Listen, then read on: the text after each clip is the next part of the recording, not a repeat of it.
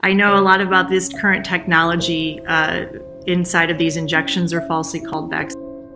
And I decided to speak up publicly because this is really a pinnacle, because of course in the past things have hurt us and things have been poisoned and that sort of thing, but this is different. This is the first time ever they are introducing brand new technology never unveiled in humanity in any sort of large numbers ever. Not just one, many, many of them. And if this progresses, if this continues, humans as we know ourselves will be extinct. And I'm not saying that lightly. I'm not joking around. It's the data is there. And this pandemic has made me look back and see how many things led me to this point. My first introduction to something called nanotechnology happened in medical school by accident.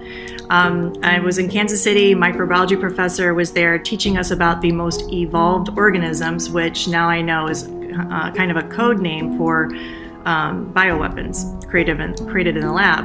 Of course, we didn't know that. At that time, we didn't even have cell phones.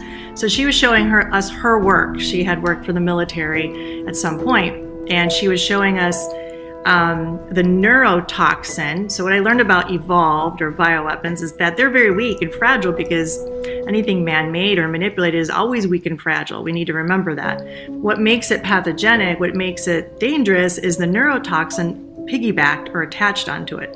So then she showed us electron microscopy pictures of this neurotoxin. And when I looked at it initially, I don't usually raise my hand. I raised my hand. I said, "Excuse me, is that a drawing?" She said, "No." I said, "Is that a cartoon?" She said, "No." And the whole class was exploded in uproar, because what we were looking at was literally a miniature robot smaller than the size of a red blood cell. And we had no concept, or, this is beyond our thinking, right? How could this be possible? They were talking about technology that included nanotechnology, what I learned about in med school by accident. And they went one step further there. This is just different background, saying the world is going to change and we need to keep up in order to be relevant and in order to be fruitful in this new age. So what they're really talking about is moving on to something called transhumanism, or the fourth industrial revolution. Everything was going to change. We didn't have a choice. And so it was better to be on their side, called the controllers and the controlled, using nanotechnology. And in that meeting, it was about using hydrogel, which is a nanolipid particle, in these injections. And I learned everything they could do with that. And it was horrible. It was about controlling other people through an AI program. Once you had enough of this synthetic substance inside your body, it was a biosensor, you became a walking computer yourself, so everything was analyzing you 24/7, 365. And it wasn't about, your blood pressure and your blood sugar. It was about finding out how many times you lied, and then giving you an instant repercussion to make you not lie, and then also in integrating a social credit system. And an AI program would be in charge of this. These people in these meetings are they have no wisdom, because an AI program is cold. It doesn't believe in human life as sacred. So it looks at the most efficient machine, not a beautiful creation from God. So as you can imagine, it would be quite awful. You wouldn't have freedom of thought. We were also told that even dreams would be monitored. If they went against the narrative, that perhaps you could be in trouble for your dreams. You wouldn't have freedom to love, or freedom to be yourself, or freedom just to think about that. And you're joining your body with something that's synthetic. To me, I was introduced to this group of psychopathic narcissists that just weren't really quite human, and people following along were just little minions thinking that they wouldn't be part of this big plan. Of course, we know now with these injections, when I read the ingredients, I saw these were the same ingredients they were talking about in these meetings, in a scientific meeting I went to. And that's when I cried, because they're actually trying to use this new technology never unveiled on humanity on all of us. To me, when you're looking at all of this technology against us, this is beyond what we understand. Really, we're dealing with this. So, and it's also genetic modification. We need God. We need to pray. I said that many times, and I stand by that. And I believe this with my whole heart, that a praying, worshiping,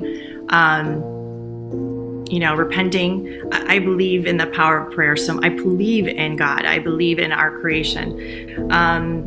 We should live in community, start pulling ourselves away from the major cities, pull ourselves away from this kind of life, looking into being an American state national, which is more sovereign, start bartering amongst each other, start growing our own food. And the most important thing, I say this, we could change everything around tomorrow if even 30% of people pulled their kids out of school. It doesn't take that much. If literally that's all people did, that would send shockwaves around the world. It would show these psychopaths that we are waking up and that we will not comply. It would put a kink in everything that they're doing. And most of all, you're protecting your children. Their re-education camps, they're at risk for getting shots behind your back, and they are teaching them everything wrong. Why would you want to go there? I stumbled upon Rosa Koire, Koire. She unfortunately died last year, but amazing whistleblower. She brought to the attention something called the Codex Alimentarius. It is the blueprint for everything happening right now. It's an international trade agreement that every country signed on decades ago, and it looks kind of like a farming bill, no big deal. But when you really look at it, it's a one world everything. Everything's one world oriented. All of it's connected. One world food bank. All the seeds, all the plants, all the animals, all the insects, everything is genetically modified. It was a 10-year plan. Within 10 years, how many people can we expect to die? Meaning, it was implied that they wanted people to die, like a depopulation. You see the symbolism everywhere. You see the number 666, the name Lucifer. You see that they actually are connected to satanic cults. They are connected to this. When you start opening your eyes, you'll see that this is a battle of good and evil. I really want people to realize that eternity is real. It is real. There are so many people who have near-death experiences.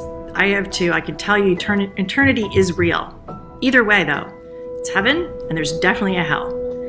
And if you had the ability to spend 2 minutes in either place, you would pray more, worship more, sacrifice more. Pray more, give more. I say that because I've had the glimpse of seeing these people. I've talked with them. They're not like us. Their eyes are not like us. They don't have a care about you or your family or the sacredness of a baby. They're not like us, guys. Don't follow their pharmakia, their sorcery. They're leading you down a road that is awful.